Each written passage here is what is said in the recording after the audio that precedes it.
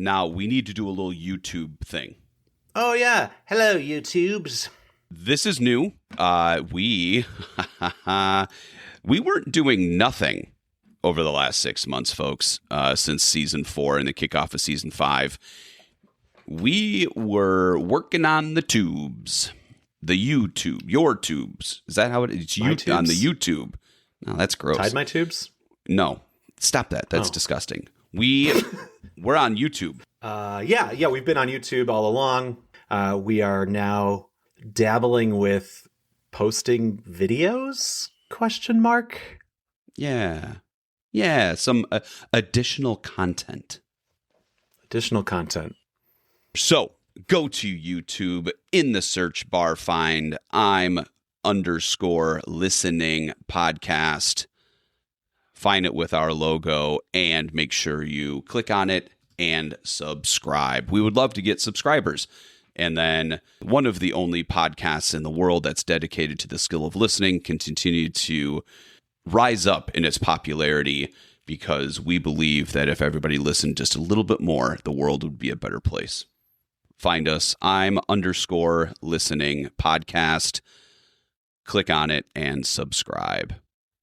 We have a podcast called I'm Listening, and this one has a lot of notes. Just for the people listening, he held up a piece of paper showing his handwritten notes on it. The infamous Drew Richmond yellow tablet of notes. Yellow tablet. I was going to start with kind of a punny introduction, but I don't have any puns for it. Unless you have any advice for me, I'm just going to jump right into this episode. I think you should just jump right in. All right, well then I'll take your advice and we'll just jump right into it. This episode is about giving advice. And to stop it. Stop. I don't want your advice. I think we've done that. I think as a culture, I think advice is dead. Let's get into that, because I don't think it's dead, but I think we've got it's a different world killed today. We've killed advice. We've not killed advice. We put it on Instagram. We put it on TikTok. Oh, so we don't talk about advice. We just record it and post it. From conversations to the natural world to complete silence. So many of us focus on what's next rather than what is happening now. I'm Listening is a podcast that dissects the importance of listening. This is I'm Listening, a podcast simply about the skill of listening. When's the last time you called a friend or someone you know that's a professional and asked, "Hey, I've got this funny thing going on with my arm. What should I do?" No, you didn't. You went and you looked on social media and you looked on Google and you looked it up yourself. I don't know the last time I asked somebody for advice. Hey, can I ask for your advice? I don't know the last time those words came out of my mouth. I have Googled everything. I just changed the oil in my lawnmower. Googled it. Could have asked somebody for advice on how to change the oil in the lawnmower. Didn't. Googled it. Watched 3 videos. Changed the oil in the lawnmower. Insert why I had to Google that in my late 40s. It's a new riding lawnmower. Okay, back off. I got the general concept behind it. I just wanted to make sure I did it right. Easy on the judgment. So we're in a different world, because I'm picturing changing my oil and someone coming up and being like, "Hey, what you up to?" Changing your oil, huh? Let me tell you how that works. Or, I don't know how to change my oil. I better call somebody and ask for their advice on how to change oil. Yeah. Or, hey buddy, hey neighbor, come on over. Will you help me change my oil? I can't even fathom doing that. I can't even fathom doing that. I got this. I'll just look it up. I think the higher the stakes get, the more inclined you'd be to seek out friends or professionals. Okay. If you had to go and if you had something more advanced that was broken on your lawnmower and the YouTube videos were getting a little much for you, you'd probably say, "All right, I'm going to call the service department for the lawnmower and make an appointment? I recently asked somebody for advice. So I take back everything I said. I just thought of that too. I did. My car broke and the mechanic told me it's not fixable, and I don't believe him, and I still don't believe him, and I'm in denial. But I did reach out to a friend who's a very knowledgeable car mechanic, explained my situation, and asked for his advice. And what did they tell you? Oh, the same thing that the mechanic did. Okay, so they confirmed it. Yeah, I needed a second opinion. You needed the second opinion. All right. So maybe we do still ask for advice, but I think it's different than it used to be. Yeah, absolutely. We have transitioned away from, I'll just use my lawnmower example, from some guys sitting in the garage working, teaching Drew how to change the oil in the lawnmower, to I can just hop online and figure that out. I don't need to ask anybody for help or for advice. I'm just going to figure it out on my own. Is that because you're a guy and you're stubborn, or just because there's such an ease of access to take 5 seconds to Google, how do I change my oil? And it just pops up and it's right there for you. It's ease. I don't want to necessarily ask for advice often. I want to feel independent in that sense. But that just seems so trivial that I've got another method right now.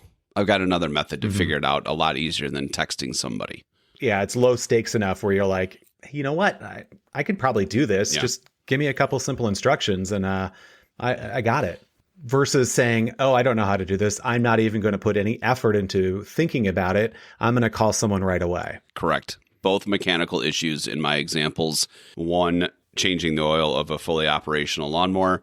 The other, a cracked frame in a fully functional vehicle that has now been disabled.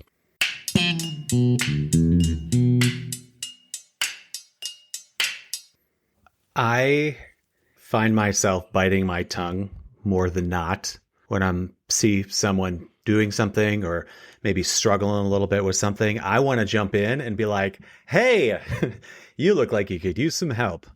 Let me give you I feel like some Clippy advice. all of a sudden again. Oh, right? yeah. Oh, Clippy. Yeah. Hey, you look like you're writing a letter. Stop it. Go away. I don't want you here. Go away. We've talked about that before. Yes. Yeah. But yeah, Unsolicited. someone is in need of something. I want to lean in and be like, oh man, like I could help. But you know what they don't need? They don't need to hear from me. They don't need to. Now, if you're on social media and you're just flipping through some TikToks and some Reels and some other things, is burning up some time, getting those dopa hits, is that advice? They all start with, did you know that? Did you know that? If you did, you could lose 10 pounds in a day. Let me tell you the 3 things. If you change this one thing today, your life will be different. Here's 20 years of experience wrapped up into 20 seconds. Yeah, it's all advice in my head. It's all advice. It's all conjectured in a way where it's like very shiny and very appealing. And if I ask my neighbor, who is an elderly woman, for advice, and she gives me advice, I will probably discount it because I was like, yeah, what does she know? Mm-hmm. But I get the same exact advice from a young influencer on social media that looks super confident and has a ton of followers. Wow. That advice just is, it's so much more salient. Yeah. I'm going to use that advice. I'm going to buy that thing. I'm going to take this course. I'm going to paint my room. I'm going to all the things that we're inundated with every single day of what we should be doing, what the advice is for sales. It's all for money. They're all commercials, just as a heads up. Anybody that's listening to this podcast, influencers, simply just commercials. I think that's the word, is influence. Yeah. It's influence. You're being influenced. You're not getting what we would call sage advice. They're not called advisors. Oh, oh, what are you? I'm a social media advisor. Oh, it's a whole different person, but yeah. That's weird. I thought they were called influencers. Nah, not anymore. They're advisors. Nope. So there's no relationship. All you're doing is just trusting, like you said, trusting the fact that, well, they've got 100 million followers, so they must be right. Exactly. And some people are. Some of them are legit. I get a lot of advice from people that host podcasts. Hey, wait. Much like the That's us. podcasts that we're hosting about giving advice. Is that what we're doing?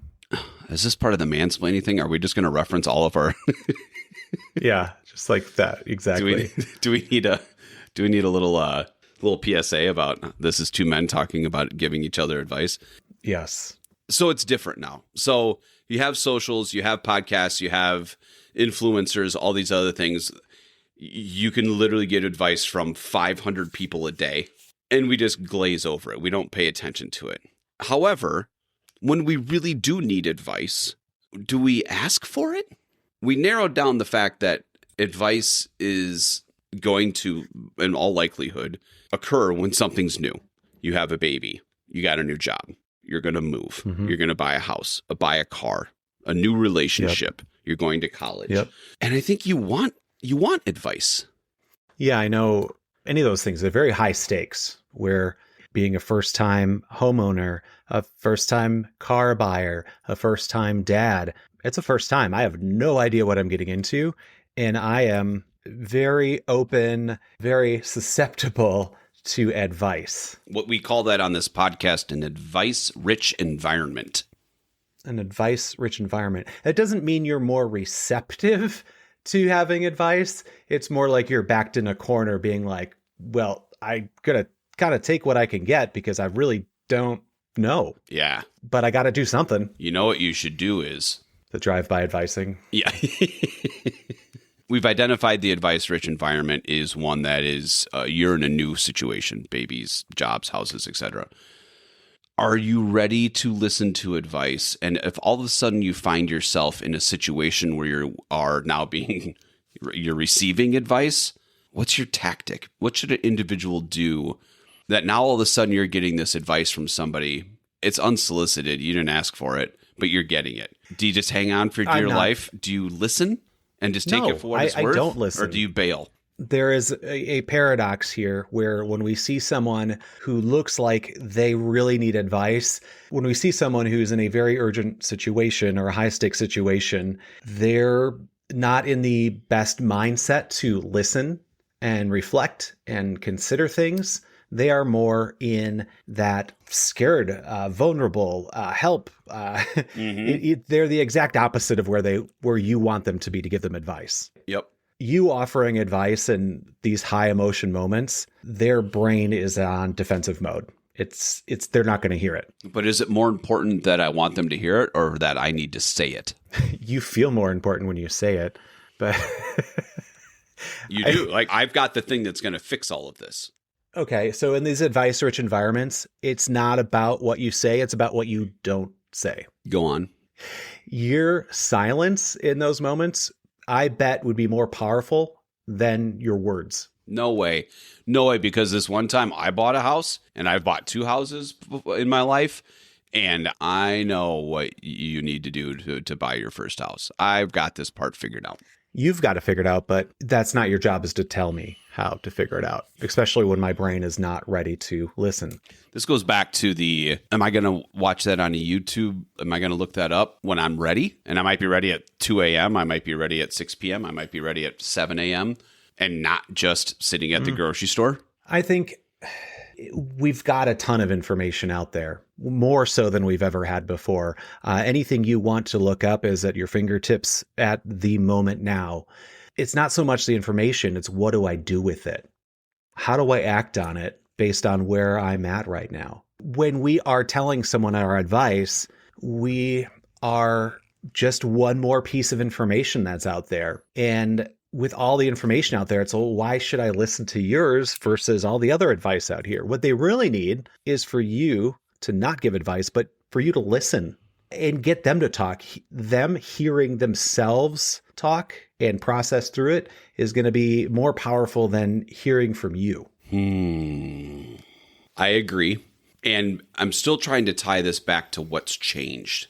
What's changed over the last 40, 50, 60, 70 years when it comes to advice?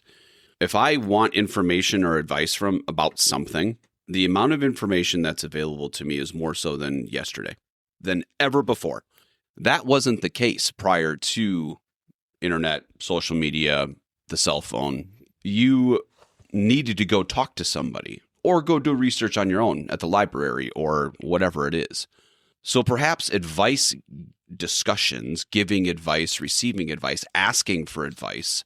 That was the most efficient way to learn how to do something. Learn how to buy a home. Learn how to change the oil. What it's like once you have a newborn in the home. You talked to your parents, to your grandparents. You talked to your boss, to your pastor. You talked to your spouse, your partner, your friends. That's where you got your information from. You got your information from them, but you also, it's within a trusted relationship. It's someone that you look at that has not just knowledge, but maybe some kind of wisdom that is going to help you apply yourself in that situation. I don't think it's different. I don't think it's different today. I think it's 100% different. No, I think it's 100% different because how you just define trust is different. I spent physical time with those folks to build that trust. Those closest to me, my boss, my parents, grandparents, friends, etc. Now, if we are inundated with advice every day because of reels, podcasts, posts, etc., this is the way you should think. This is how you should do. This is how you should act. This is how you should look. This is how you should spend your money. This is how you should save your money, blah, blah, blah, blah, blah. If there's 7,000 reels about that every day that I flip through, I don't trust any of those people. I still have to build a relationship with them. I think it's completely different because now we're inundated with advice on the daily, sure, and it's totally different. But the matter of what do I do with it still is important.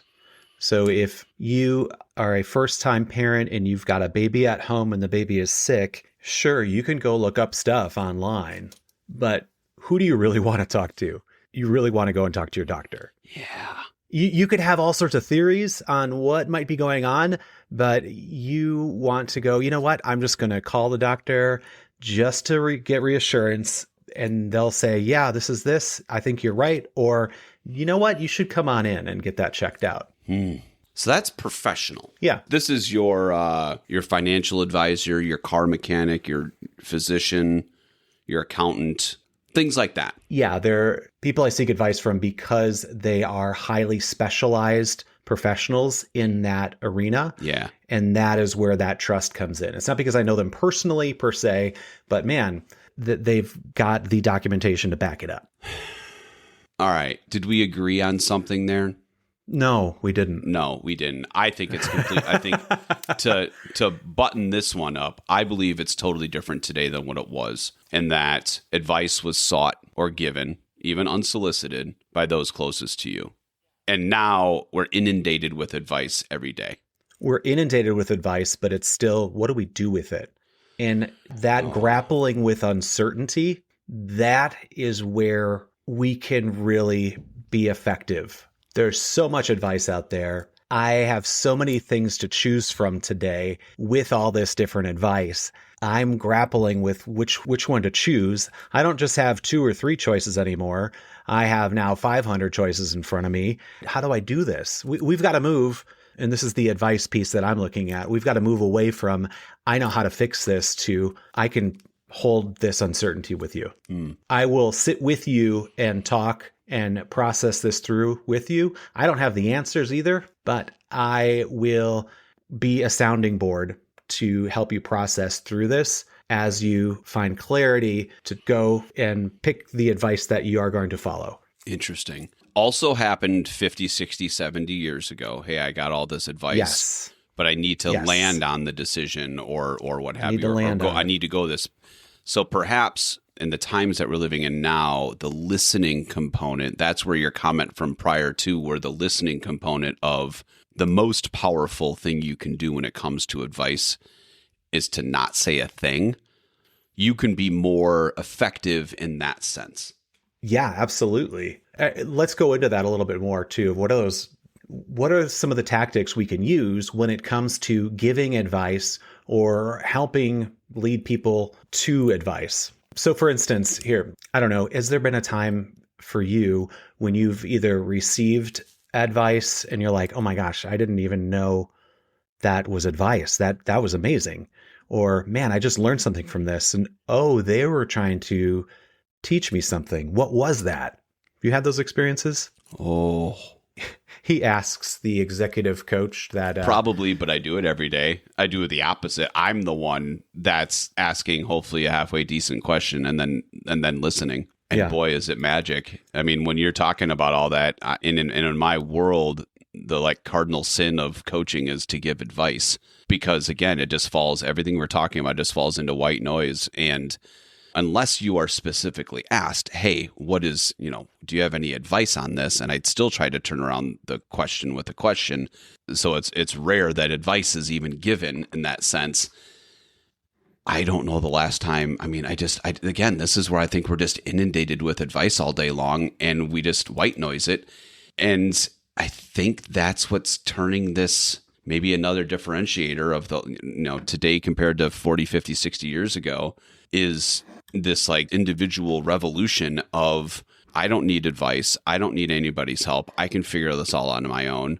Meanwhile, how you're doing that is hopping online and listening to 7,000 people give you advice on something, but you're doing it on your own. Yeah. I still think you're talking to people though. I still think you're bouncing it off of others that you're close to, and you're thinking of the repercussions of what that might look like. I agree.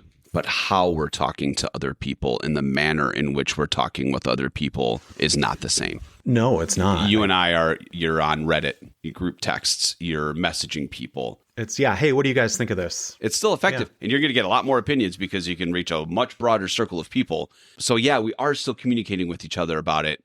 There is still that interaction, but I think it's different than if you're in person.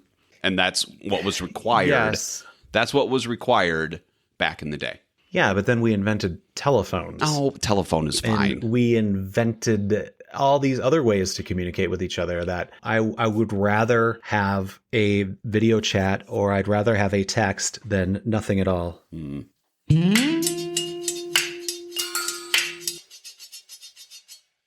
What about kids? Is this part of as you're a teenager and you're going through all of the things that teenagers go through, that hasn't changed, but you're inundated with advice more so than ever before. Is this leading to some of those anxieties and some of those other well-documented side effects, byproducts of, overstimulation, being on the phone too much, all these other things that they're just overwhelmed with advice and they have yet to refine the skills of how to effectively ask for and receive advice?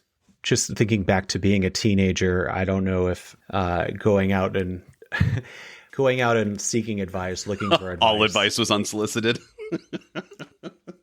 You think that's going to work? Why don't you fuck around and find out, buddy? Yeah. Oh, yeah? See how that goes for you. Watch this.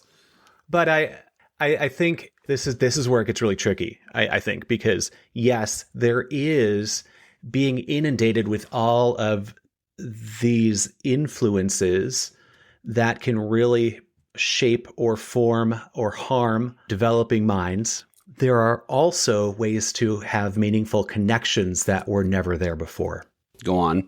Let's say you're a teenager who's experiencing maybe some kind of illness that is really rare and no one else has it. And you find a skin cancer support group online and you're like, man, my people, I can talk with them. I can make this connection. There's someone out there who's experiencing something similar to what I'm doing, and now I can reach out to them. I think it does offer that as a connection that was not there before.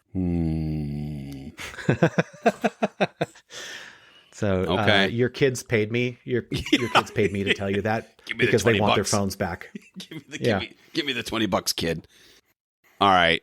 So today, due to technology, you can find people that are going through similar ailments, have similar issues, are experiencing the newness of something in that advice-rich environment.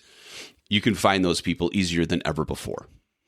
And you can relate to them. Would it be better in person? Sure. Yeah, but if it can't be in person, hey. But here we go. Okay, that's the first way that I have really heard in this episode. That's the first way I've heard that technology is actually a tremendous benefit in the realm of advice seeking or advice giving, and how listening to advice can be very beneficial if it's coming from a group of people that have similar experiences as you do right now. Mm-hmm. I always put it in the negative of it's overwhelming. There's too much. It's unsolicited. It's all white noise. You can't listen to it all. So you shut everything out. But you're talking about the benefit side of it all, where it's actually quite beneficial to be surrounded where you want to be listening, where people can give advice, and where people will listen to the advice. Yeah. I mean, that's the whole reason Reddit exists. People are looking for advice and they find their subreddit that is really hyper focused on that specific thing. And that's where they're talking. Okay. Now, is that the only advice I'm going to take? No. I am then going to take that and say, okay, I'm going to go make an appointment with my doctor. Hey, doc, here's what I'm experiencing. Here's what I've been thinking or feeling. Here's what I've been reading about this. I want your take on this too, because I don't want to move forward without having that second opinion. Yeah. Right? You're not just talking to Cousin Joe about your frame of your car being cracked. You're also talking to reputable people that have professional knowledge about the car. And that is where the trust comes into play. In theory, you trust your mechanic, you trust your doctor, you trust your financial advisor. Yes. There's a level of trust there that's going to validate and give you that this is the path I'm going to take with this thing that I asked advice on. Let's get into storytelling.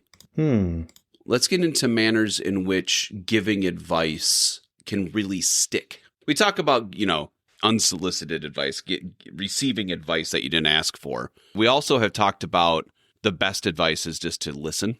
But what about really good advice? Like this sage wisdom, these little like nuggets of insight, or the nuggets of wisdom, nuggets of insight, the fables, the stories, the proverbs, Do you recall any, just generally speaking, just really good advice? I think of kids right away. I think of kids, and I think of like the boy that cried wolf. Right? Yeah, that's a classic example of, hey, my kid keeps yelling or screaming or shouting or saying things that are really like setting people off, and it's like, to a point, we're going to stop listening to them. Yep. Like, how do I teach them not to do that? And it's, hey, let me tell you the story about the boy that cried wolf. Right. It's not like I can't say stop doing that, because they don't stop doing it. But but once they hear the story, they receive it where they're not being defensive, and they can relate with this character, and they can see then the outcomes of the situation that he ends up in. Yeah, and if you just look at them and say, here's some advice, kid. If you keep doing that, this is what's going to happen. Yeah, whatever. But if you're like, hey, come here, I want to share a story with you real quick. Let me share this story with you, and I want you to think about it. You just kind of drop that little nugget of wisdom and then just walk away. Those stick with you. Yeah. The other one I can think of is a kid's book called The Empty Pot. I don't know. The emperor gave out all these potted plants to all these kids, and they were supposed to bring them back after the flowers have grown and bloomed and were beautiful. And everyone came back to the emperor with all these plants that grew. And this one kid, he had nothing. It was just an empty pot. Nothing grew. And he felt shame. He felt embarrassed. And in the end, he was the only one who was being honest, because the emperor never put any seeds in the pot in the first place. All the other kids were lying and covering it up by putting a seed and growing a plant. And what the emperor learned was, hey, this kid is honest. And he stands up and is honest in really hard situations. And that is what we want to reward and what we want to honor. I hear that and I go, all right, yep, got it. Or you can sit there and say, hey, I've got some advice for you. You need to be honest. If you lie a bunch, then nobody's going to believe you. But this is another way to share that same message, but in a way that's going to resonate. It's going to stick with people a little bit more. You didn't tell them a thing. You shared a story, and then you walked away. Yep. And it's the timing piece of it too, right? Like, it's a great story on its own, but when it comes to, okay, I've got a kid who's got a hard time being honest. This is one tool or resource or tactic I can turn to help with honesty. Yeah. What kind of ideas do you have? Well, I love hanging around these things, and to me, just in working with other humans where I don't want to give advice because I don't want to come off as the person that gives unsolicited advice. And I'm not talking about in work. I'm just talking about in life in general, is just coming up with little proverbs or little fables or little things like that, if I can say that in the right scenario without giving advice, but it sticks and it can be useful, I love that.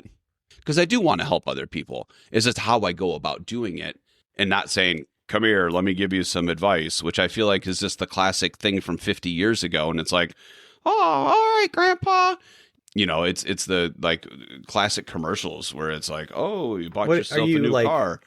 Are you going to people being like, the early bird catches the worm? Well, like this indirect. No, it's bird in the hand is worth two in the bush. I literally used that one yesterday. A bad craftsman always blames his tools. Like, what are you telling him? Those are great. I got to write that down. What was that again? A bad bird never catches the tool. Got it. Oh no. Got it. No, I think it's in conversation. And look, I think that we all are really, really bad at giving advice, especially unsolicited advice. I think we all do. Correct. We're all guilty of it. What's the purpose of this podcast? It's it's for those that value the skill of listening. And we've always phrased it this way. This is practice. So it is an awareness piece and it is a practice piece to go, okay, now these two dip turds from Wisconsin are talking about advice when it comes to listening. What am I learning here? And it's in the realm of we all need to get better at giving advice when needed. We all need to get better at listening, and equal to listening is stop talking. Mm-hmm. And we all need to get better at the ways in which we deliver our messages and our words. And this one falls into that third category of if it ain't broke, don't fix it. How many times have you said that to yourself in your life? Hundreds, right? Mm-hmm. Well, somebody gave you that advice one day. You either read it, you saw it, somebody gave it to you. Grandpa said that. If it ain't broke, don't fix it, kid. And you went, oh, shit, that makes a ton of sense. Right? Now you're sitting, you're looking at this thing, and you're like, well, hey, if it ain't broke, don't fix it. Well, that was advice. It's really good advice. It stuck with me. I can apply it to 100 different things. It wasn't some specific thing that you should do. That to me that's kind of the sage wisdom part of like these different mantras or these different sayings, these different fables, proverbs, stories, whatever it is. Brant, when you tell that story about the pot and the flower, that's probably not coming out of some kid. That's coming out of somebody that's traveled around the sun a few times. And they've got some stories behind it and they can share that story because you know that it's going to be effective. That's sage wisdom. Like there's something to that. And I think people still honor and appreciate that component of it. Mm-hmm. Yeah. And I think there are other times too when that giving you that advice is great. It's when you get that key advice, that sage wisdom, but it's also like when people directly ask you, what would you do? Like what should I do? And they're specifically asking you for advice. It's okay to share that. Or if they're about to do something really stupid, right? Be like, you didn't ask me for this advice, but do not get that giant face tattoo. Yep. That is not going to be a good choice right now. Yep. Don't do it. Do me a favor. Do not get in that car right now. Correct. I don't think you want to take that job. Yeah. It's those situations where it's like, oh, they're going to make a very bad decision. I got to say something. Yeah. This isn't where we get then back into the open-end questions. Right. Like, I mean, some of it is, right? Like, okay, they're about to take this really bad job. I'm going to talk through it with them. Yep. Yeah. And that's the part where a pretty decent question, you don't have to be an expert at it, but a pretty decent question and then listening is perhaps the most effective tool you can have. Absolutely. I think I'm going to work for that company. And you're like, oh, you don't want to work for that company versus what are some of the things you're looking most forward to at that job at that company? Yep. And then just listen. And if they're like, oh, right, that's not worth it. You go, you're probably right. I mean, if you say so, then you walk away going, yay, I didn't have to give them advice, but they made a better decision. Okay. Well, Brant, with that, I have some advice for you. Oh. I know you didn't ask for it, but I feel like I need to ask you a question. Brant, I need you to give me your takeaway. Listen, or thy tongue will keep thee deaf. I can only answer in really cryptic proverbs. Welcome to the proverb component of our podcast. That sounded great. Would you care to just unpack that just a titch more for me, please? My takeaway is it is really exciting to want to jump in and solve the problem. Pause, slow down, ask questions, get them talking, and you are going to provide so much more than just sharing your thought or opinion like that. That's really, really good advice. What's your takeaway? I still believe that it's different today than what it was 50 years ago. I believe that times are different today than what they were for lots of different reasons. And I believe that how people, the methodology in which people receive advice is very, very different than it was 50, 60, 70 years ago. And what I learned from you is that although that might be correct, because I'm right, you can receive a higher concentration in a shorter amount of time of others like you with today's technology. But when it really boils down to it, you're still going to process it just like you did 70 years ago. So how we go about getting there is different. Once we get there, and how we land on it probably hasn't changed that much. So the human condition is the same. Yep. But the times we live in are different. Right. Is that a proverb? Oh, that is. As well. Right. And what that requires then, because how we get that information is a little bit different, is it requires a heightened sense of awareness and listening. I can't top that. I started this whole podcast off by getting all my notes. There are several pages stapled together. Sound effect. This one was hard. This episode? Yes. This topic. Yeah. This topic was difficult. Thank you for working with me on this one.